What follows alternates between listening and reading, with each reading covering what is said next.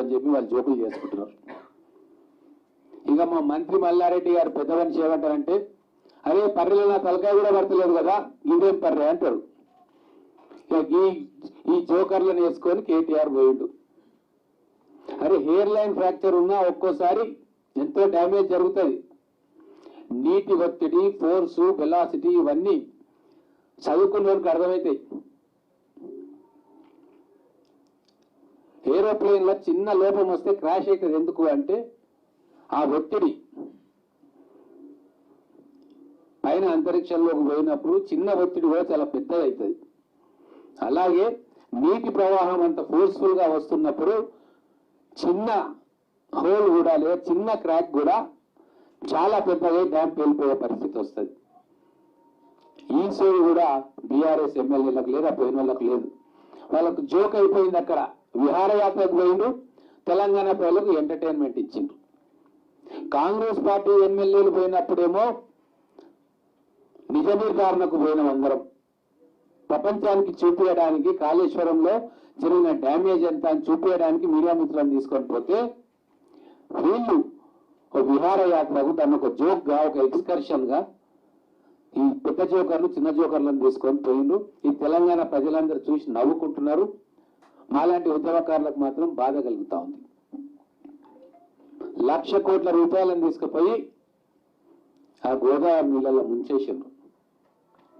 ఈరోజు ఒక ఆయన అంటాడు, మీరు జీతాలు ఇస్తలేరు 1వ తారీఖు, నిన్న పడ్డాయి 1వ తారీఖు జీతాలు.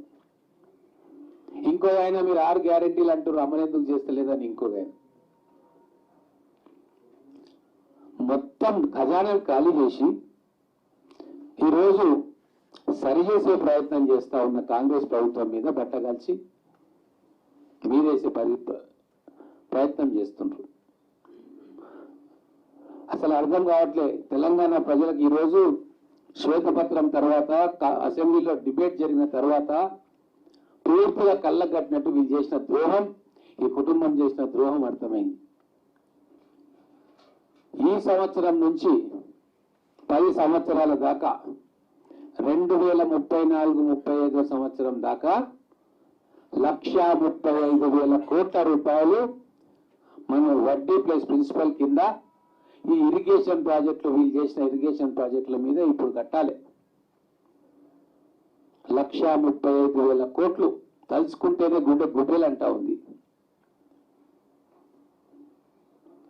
10% వడ్డీకి తీసుకొచ్చిండ్రు. కార్పొరేషన్ల పేరు మీద ఎక్కడ నిధులు, ఎక్కడ లోన్లు ఇస్తాయంటే అక్కడ పోయి లోన్స్ తెచ్చిండ్రు. ఎప్పుడు కూడా ఇరిగేషన్ ప్రాజెక్ట్స్ కు లోను 5%, 6%కు మించదు. మీరు వరల్డ్ బ్యాంక్ నుంచి తెచ్చినా, ఏషియన్ డెవలప్మెంట్ బ్యాంక్ నుంచి తెచ్చినా, కేంద్ర ప్రభుత్వం నుంచి తీసుకొచ్చినా మాక్సిమం 5 నుంచి 6%.